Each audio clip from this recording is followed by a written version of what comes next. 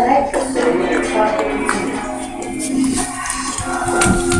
célébrer le 5e anniversaire du mondial des cidres de glace SAQ à Rougemont, les 10, 11 et 12 février. Un rendez-vous à ne pas manquer en compagnie de 24 des plus importants agriculteurs du Québec dans un décor de glace inusité et une ambiance des plus festive. Les 10, 11 et 12 février à Rougemont. L'émotion après rasage à la banane laisse sur votre peau l'odeur et une saveur de banane qui dure toute la journée. Oui, ça marche. Tous les légumes rêvent d'avoir un bon goût de fruits. C'est maintenant possible. Et l'Union des Diffusion. Bienvenue à l'Hôtel Châtellerault Québec. Vos chambres exécutives ont été préparées selon vos besoins. On a vu à tous les détails. Notre réunion sera parfaite. Nous sommes éco-responsables. Les petits gestes que nous posons font toute la différence. Je vous propose des trouvailles gourmandes du terroir. Vous m'en donnerez des nouvelles. Pour vos rendez-vous d'affaires à Québec, le choix est simple. L'Hôtel Château-Laurier, Québec. C'est de l'intérieur qu'on a vu la différence. On vous attend avec plaisir. Vendredi 3 février, voici RDI Économie. Plusieurs nouvelles encourageantes pour le marché de l'emploi au Québec, au Nouveau-Brunswick, aux États-Unis.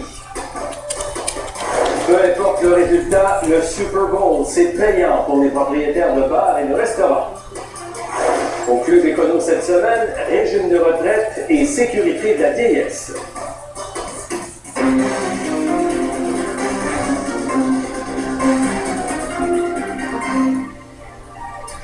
Bonsoir. Enfin, diront certains, des emplois ont été créés au Québec. Après plusieurs mois de mauvaises nouvelles, Statistique Canada rapporte une création de 9500 emplois au Québec en janvier et une baisse du taux de chômage également de 3 dixièmes à 8,4 %.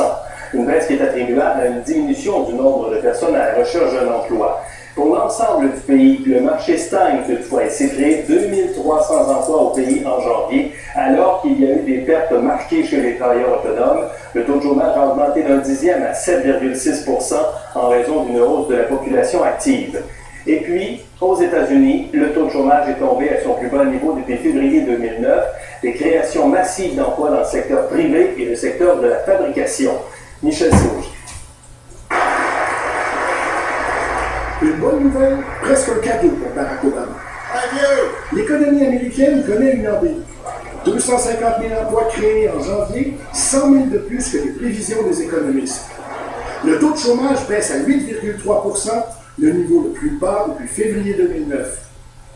C'est le 7e mois de suite qu'il se crée plus de 100 000 emplois, ce qui n'était pas arrivé depuis 2005. Et les économistes notent que tous les indicateurs sont au vert. Cette fois, le chômage ne baisse pas parce que les gens se découragent et quittent le marché du travail ou à cause des emplois temporaires. À 9 mois des élections, c'est une rare occasion pour Barack Obama de vanter son bilan économique. L'économie va mieux, la reprise se confirme, mais il faudra en faire davantage pour que cela continue, dit-il. Et il avertit les républicains du Congrès. Attention, ne gâchez pas tout, dit Obama, en leur rappelant qu'ils ont encore un mois pour voter une baisse de la taxe sur la masse salariale. Il devrait plutôt dire aux démocrates du Congrès de se grouiller, répond le chef de la majorité républicaine au Congrès.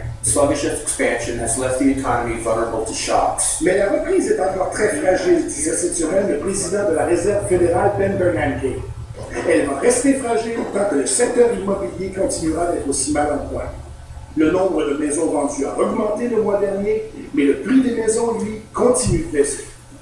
Et le Bureau du budget du Congrès, un organisme non partisan, prévoyait cette semaine que le chômage pourrait remonter à 8,9 % d'ici la fin de l'année et l'élection présidentielle. À la Maison-Blanche, on espère que ces bonnes nouvelles permettront de changer le ton de la campagne électorale et qu'elles obligeront les républicains à parler de leur programme et de leur vision plutôt que de se contenter de critiquer le président Obama. Michel Sauger, Radio-Canada, Washington.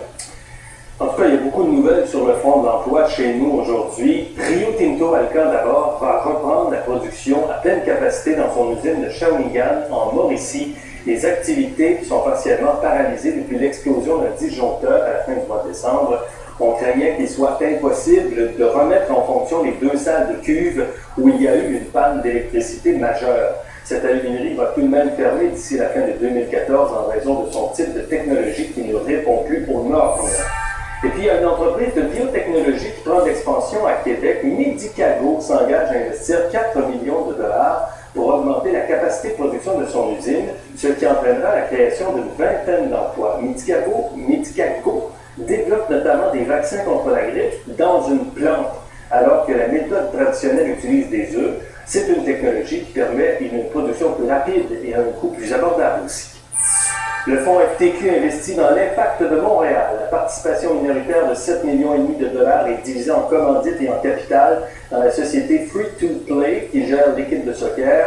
L'Impact fera bientôt ses débuts officiels dans la Major League Soccer et ça c'est le plus haut calibre nord-américain. Il y a 25 000 billets qui ont été vendus jusqu'à maintenant pour le match d'ouverture au Stade olympique le 17 mars prochain. Et puis on s'en va à Miramichi au Nouveau-Brunswick où la production va bientôt reprendre dans l'ancienne usine de Weyerhaeuser. L'entreprise québécoise Produits forestiers Arbec compte relancer la production de panneaux de bois d'ici l'automne dans cette usine. On parle d'une centaine d'emplois qui seront créés. Les gouvernements fédéral et du Nouveau-Brunswick participent à ce projet. Weyerhaeuser avait cessé ses activités en 2007 et 250 personnes avaient alors perdu leur emploi. Investissement Québec réclame la subvention d'1 900 000 $ octroyée au fabricant d'électroménager Mabé en 2007. Cette aide financière avait été accordée pour la modernisation de l'usine de Montréal et l'acquisition de nouveaux équipements. En vertu de l'entente, Mabé devait maintenir au moins 500 emplois à l'usine jusqu'en 2016. L'entreprise a toutefois annoncé la semaine dernière la fermeture de cette installation en 2014, ce qui va entraîner la perte de 740 emplois. Et Caterpillar annonce la fermeture de son usine de fabrication de locomotives à London, en Ontario. Les 465 employés d'Electromotive en lockout depuis le 1er janvier se retrouvent sans emploi. Le géant américain d'équipements lourds avait acheté Electromotive Diesel il y a 2 ans et explique que les opérations ontariennes n'étaient plus rentables. Selon le syndicat, l'employeur réclamait une réduction de moitié des salaires.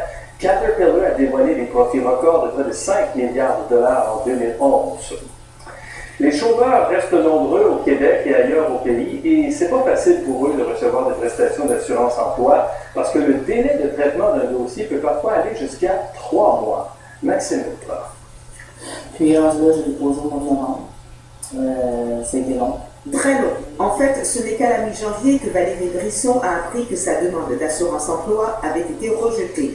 Ça fait quasiment 2 mois d'attente que j'ai dû me retrouver sur l'aide sociale en attendant.